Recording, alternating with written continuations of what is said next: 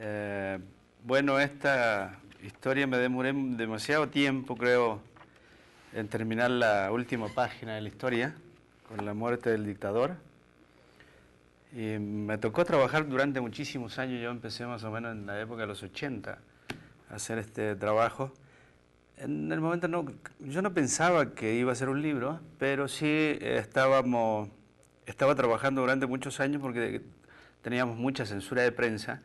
Los medios de comunicación estaban controlados por el sistema dictatorial de Pinochet. Y bueno, al hacer, me acuerdo. Sí, yo escuchaba la radio Magallanes que transmitía constantemente, estaba transmitiendo los inicios del bombardeo de La Moneda y lo que estaban hablando algunos generales que se captaban algunas señales, pero estaban cortando las emisoras en ese momento, porque habían emisoras que estaban captando las vías radiales de los generales que estaban.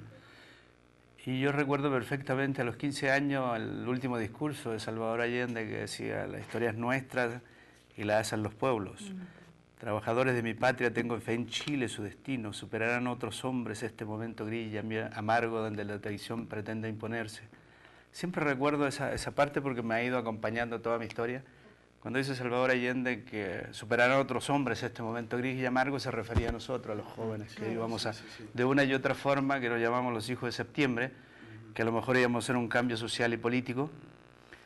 Y creo que, bueno, cuando yo empiezo en el periodismo, las libertades eran prácticamente nulas. Para un fotógrafo en la calle en Santiago de Chile o en cualquier parte del país, éramos terroristas o guerrilleros, éramos muy peligrosos, había que perseguirlos, y sobre todo si eras hijo de algún miembro. Mi padre había participado en la Unidad Popular, y si eras algún miembro hijo de aquellos personajes que pensaban diferente, era. En esa época, los 70, prácticamente se desaparecen muchos fotógrafos, uno por temor, otros se van al exilio, otros permanecen en silencio. Esta es la imagen del famoso fotógrafo Chico Lago, que prácticamente se la vende a una revista Time, se la vende al Time, a un periodista. Esa imagen, supuestamente iban a pagar $12.000 por esa imagen, que al final nunca fue cancelada, nunca en 1973. Él permaneció en silencio oculto, porque sí era de izquierda, era su fotógrafo de Salvador Allende, sí. Permaneció en silencio hasta, lo acabamos de saber hace como 2 meses atrás, que sale una nota, de hecho lo pueden encontrar en internet, donde aparece ya dándole la autoría como fotógrafo oficial ya de esta imagen, que se hizo muy famosa. Esta imagen se vendió prácticamente en todo el mundo. Hay muchas veces, hay uno que los guardias de seguridad, de hecho creo que traigo un libro aquí donde sale esta imagen, que quería mostrársela.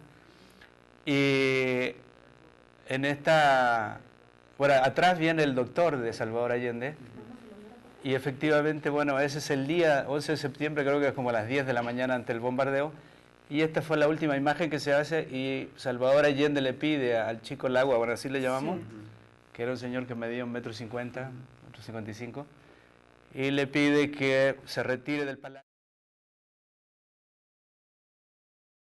Yo creo que el fotógrafo, esencialmente creo que, bueno, la sociedad y los fotógrafos fueron súper importantes en ese momento en los cambios sociales y políticos que se fue dando esto en ese instante del lapso de entre el bombardeo de La Moneda y los 80, que prácticamente permaneció en silencio la población, porque la mayoría de los mayores, bueno, fueron asesinados, metidos en campos de concentración, exiliados, sí, no, y bueno, quedan nosotros, más los jóvenes que teníamos en esa época entre 10, 15 años, y entramos en el mundo del periodismo, y creo que para nosotros fue algo súper importante. Creo que cada generación tiene su tiempo y su espacio. A nosotros nos tocó ese espacio de los 80, de los cambios sociales, que una parte fue en 1973, y después fueron los cambios sociales para derrocar el sistema que nos oprimió durante muchos años. Muy bien. Entonces es un papel muy... Los militares prácticamente no se habían ido del país, sino que habían regresado a sus cuarteles. Los servicios de inteligencia que nos habían torturado durante 17 años estaban viviendo en sus casas tranquilamente. muchos de nosotros habíamos identificado prácticamente a varios servicios de inteligencia, de hecho salen aquí algunos, que habían secuestrado y asesinado a varios periodistas, a varios jóvenes, estudiantes en las universidades, y resulta que prácticamente ellos viven en libertad. Yo creo que deben tener actualmente unos 50, 60 años, sí. Deben ser abuelos y no sé cómo pueden vivir con las manos ensangrentadas. Muchos de esos personajes, bueno, asesinaron prácticamente a varios periodistas. De hecho, yo fui secuestrado y torturado varias veces, encarcelado. Pero siempre con esa ilusión de que algún día retornara a la democracia. Hoy tenemos democracia. El señor Patricio Aylwin, que muchos no recuerdan, algunos en la historia, por eso parte de este libro es una recordatoria de la memoria histórica de Chile. El señor Patricio Aylwin fue el señor que era el presidente del Senado en 1973 sí. Y pidió la destitución de Salvador Allende. Entonces el mismo personaje que nosotros, que Pinochet le entrega el poder, porque no se la entrega a Ricardo Lagos, se la entrega a Patricio Aylwin. Entonces en parte yo creo que este libro se refiere a una reflexión de todas aquellas cosas que han pasado, fuera que yo no he querido tratar mucho en este libro la violencia atroz, pero sí muestro un poco parte de la violencia, pero con una reflexión y una esperanza a una democracia y no un regreso a una dictadura.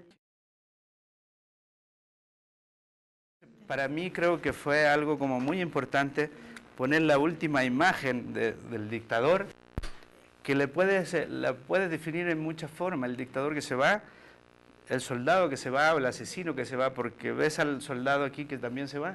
Sí. Entonces, como que retorna a su juventud un poco, y siempre fue para nosotros una pesadilla y un tipo, prácticamente un tipo ignorante, un militar cerrado, un Hitler, y creo que fue de los dictadores más atroces en Latinoamérica, que han habido muchos dictadores horribles en Latinoamérica y muchos golpes de Estado.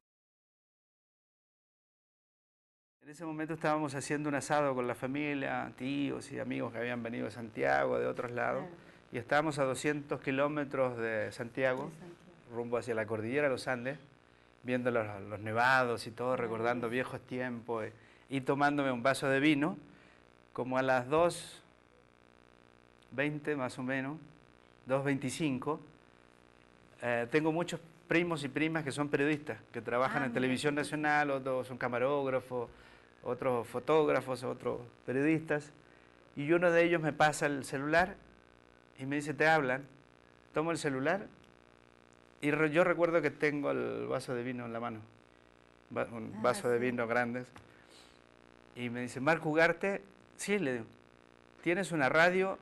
Y le digo, ay, y sonaba la música ahí, en ese momento, música folclórica del... Sí. Y pusimos la radio, y yo de ese momento yo no recuerdo más el celular, yo recuerdo haber cambiado, haber puesto la radio, pero no solté el vaso de vino, porque cuando empiezan a dar la noticia que había muerto el general Pinochet, yo levanté los brazos y grité, me tomé el vaso de vino y bueno, se me cayeron las lágrimas.